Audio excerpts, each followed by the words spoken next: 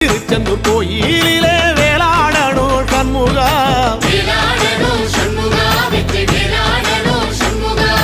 பிள்ளை ஆண்டான் பிள்ளை என வரம் கொடுக்கணும் சண்முகா,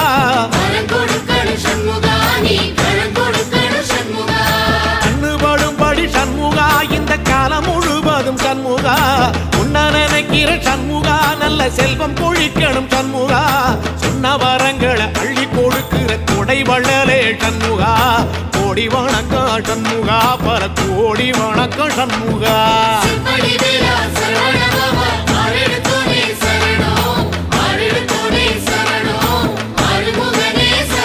ஐயா